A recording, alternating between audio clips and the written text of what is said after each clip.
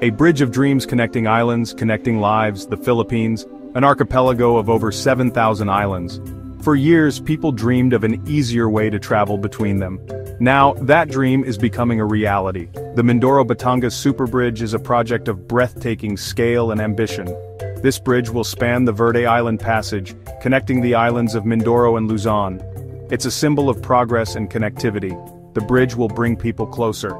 It will boost trade and tourism. The bridge is not just a structure of steel and concrete, it represents hope for a brighter future. It is a testament to the ingenuity and determination of the Filipino people. A vision takes shape from concept to concrete plans.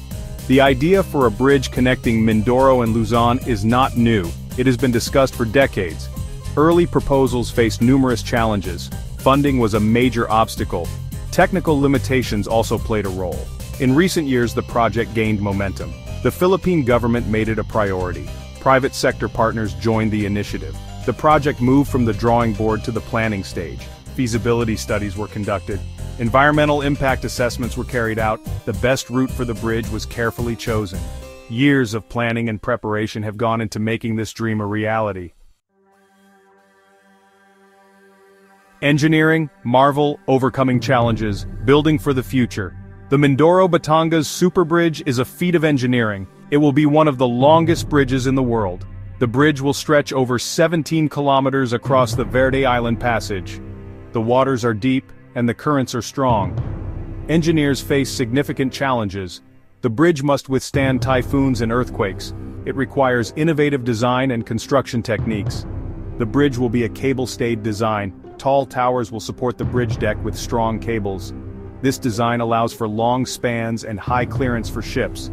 The bridge is being built to the highest international standards. A bridge to prosperity, unlocking economic potential.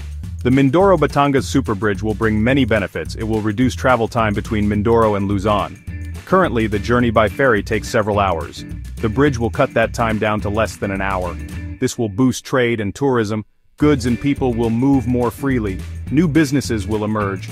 The bridge is expected to create jobs and stimulate economic growth. Farmers will have easier access to markets for their produce. Tourists will be able to explore more of the Philippines. The bridge is a gateway to opportunity. It is an investment in the future of the Philippines. Nagsisimula na ang proseso ng feasibility study para sa proyektong Superbridge na siya magkokonekta mula Batangas patungo sa isla ng Mindoro, na inaasahang malaking maitutulong sa lalawigan sa larangan ng turismo at maging sa agrikultura. Ayon kay PIGORM consultant at former board member Apollo Ferraren, noong una, ang Superbridge project ay unang nakonsepto noong late 1990s. Ang plano aniya ay konekta ang Batangas at isla ng Mindoro sa pamamagitan ng Isla Verde Passage. Nasa plano na dalawang suspended bridge ang itatayo, isa mula Batangas patungo ng Isla Verde Passage at isa mula sa Isla Verde papunta sa Mindoro. Ang dalawang suspended bridge na plano aniya ay resulta ng kakulangan sa teknolohiya noong mga panahon na iyon. Actually, ito ay nag-umpisa way back late 1990s, unang balik kay Congressman and Governor RGB. Ang plano dito is to connect Batangas to Mindoro via Verde Island. But then during the time, ito ay dalawang suspension bridge from Batangas to Isla Verde, then Isla Verde going to Puerto Galera or ano man yung pinakamalapit na lugar. That time kasi ang idea is wala pa ng mga floating bridge, so wala pa mga pontoon bridge, wala pa mga bagong technology, so yung mga floating pier, wala pa rin nun.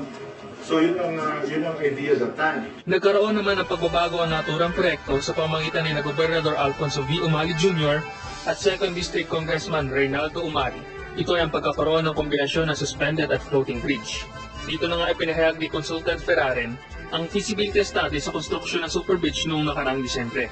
Aniya pa, marami na nagpahayag ng interes sa proyekto na maging financer nito, lalo na nagkaroon ng bilateral agreement ang Pilipinas at China. Hindi naman nagkaroon na rin resurrect yung program dahil ni Congressman Ray Umali ng 2nd District.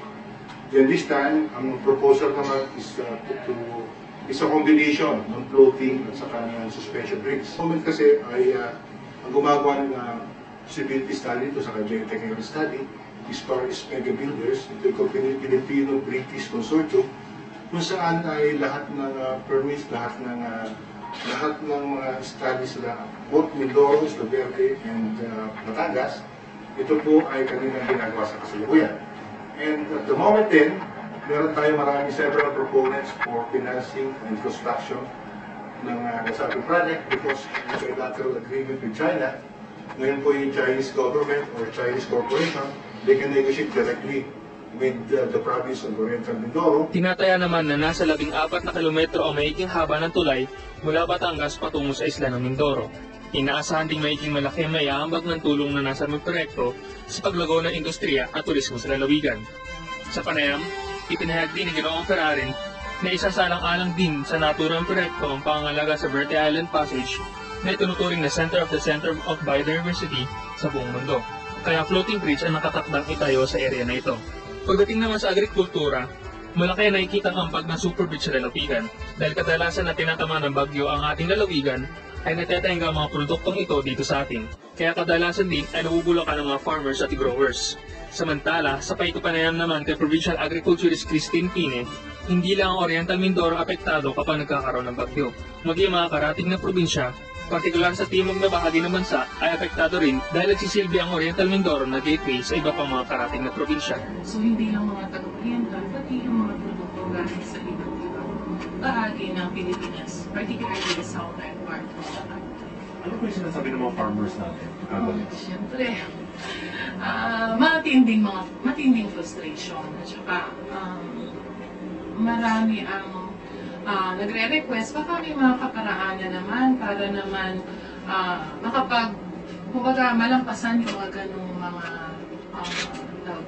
mga ganong problema. Kasi talagang nakakaawa mga farmers, nakakaawa mga traders natin na nalulugi sila pagka ganun ang mga pangyayari. Minsan talaga, pagkataglakas, kahit walang bagyo, yung tinatawag nating amihan o kabagat, hindi nakabiyahe. So, isolated talaga. Dagdag ni Provincial Agriculturist Pine, ang lalawigan ng Oriental Mindoro ay nagsisilbi ring major supply ng mga probinsya sa mga rehiyong Mimaropa, Calabarzon at Metro Manila. Kaya't ang pagtatayo ng super bridge ay isa sa nakikita niyang paraan upang maibsan ang economic losses na dulot ng pagkasira o pagkabulok ng mga produkto tuwing tatamaan ng bagyo ang Oriental Mindoro. Juanito Joshua Sugay, ABS-CBN.